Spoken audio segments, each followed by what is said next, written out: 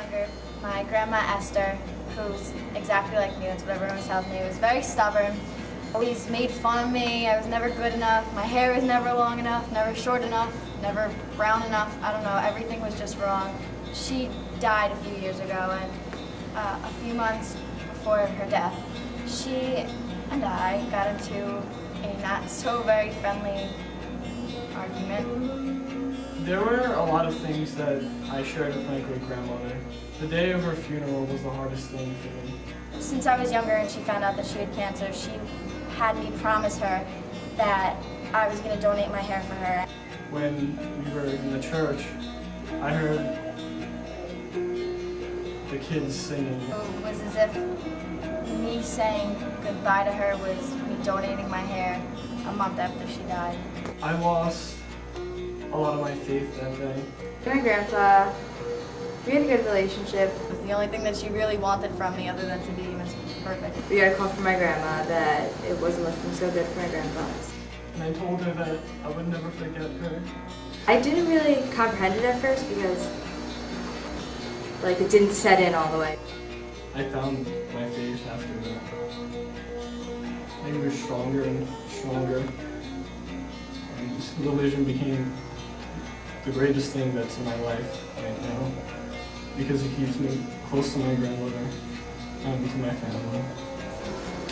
It started to weigh in and I kind of started missing the calls that I used to have and the connections I used to make.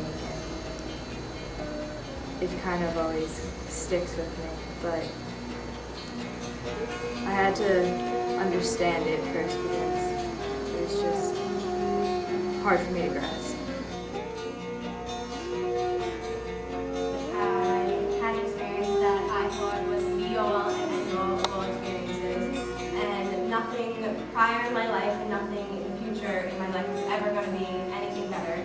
My dad's guitar, it was a symbol of trust, and me losing the guitar was me completely breaking that trust. After that experience, I had a really hard time letting go of the people and realizing that one experience in your life can only teach you things and that there is no such thing as perfection in an experience that you have only experienced once. So I have a friend who I've been friends with since 6th grade. My uncle and I, we were never as close as I wanted to be. 4 months ago, I found out that she started doing drugs. We always lacked the closeness that I wanted because he was always away. This great realization after that everything that I had experienced only lives in a time capsule in that time, and once you transplant yourself from that time period into a different time period, everything that you once had basically becomes a lie. It's pretty much the most disappointing thing of my life. He wrote me a card for my Sweet 16, and in the card, for the first time, he wrote, "I'm proud of you." There was just basically a situation where I had a lot of people that were trying to pressure me into be in situations where I didn't necessarily want to be. That was one of the last things I heard from him before he left. Most likely, I won't see him until my wedding. And do things that I wasn't really okay with doing. Considering we're like sisters, if your sister was crying hysterically in your room, talking about how she can't believe what you're doing and she really wants you to stop, wouldn't you stop? When I was telling them about how it didn't feel right, they kind of made me feel less than what I was. And I kind of started to lose faith in myself a little bit because I started to feel like I wasn't good enough or that there was something wrong with me that was stopping me from trying to do what everybody else thought was the right thing to do. When I finally gained my uncle's approval and his pride, I lost it at the same time. This is something that I have to deal with every day.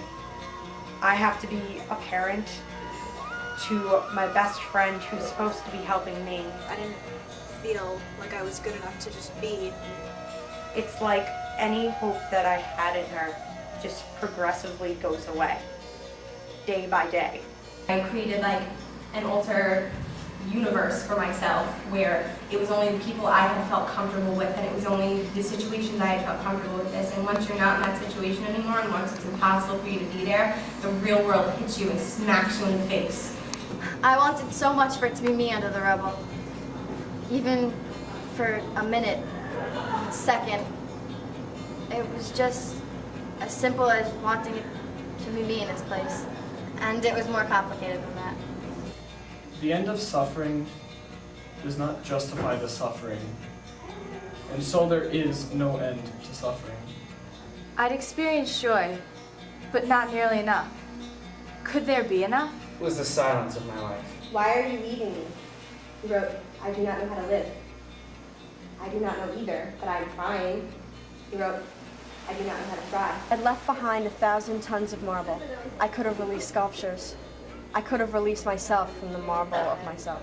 The days pass one at a time, but sometimes less than one at a time. No matter how much I feel, I'm not going to let it out. If I have to cry, I'll cry on the inside. If I have to bleed, I'll bruise. If my heart starts going crazy, I'm not going to tell everyone in the world about it. It doesn't help anything. It is a shame that we have only one life to live, but it's a tragedy that we get to live only one life. Do you think one can feel too much? Or just feel in the wrong ways? I spent my life learning to feel less. Every day I felt less. Is that growing old? Or is it something else? I missed you when I was with you. That's my problem. I miss what I already have, and I surround myself with things that are missing. 100 years of joy can be erased in 1 second. It's the tragedy of loving. You can't love anything more than something you miss. Each day has been chained to the previous one, but the weeks have had wins. Anyone who believes that a second is faster than a decade could not live my life. You cannot protect yourself from sadness without protecting yourself from happiness. My thoughts are going up the sleeve of my father's overcoat. His arm was so thick and strong. I was sure it would protect me for as long as I lived. And it did, even after I lost him. The memory of his arm wraps around me as his arm used to. I'm alive, and thinking is killing me. I think and think and think. I can't stop thinking about that night, and how only hours before I lost everything, I had everything. I'm so afraid of losing something I love that I refuse to love anything.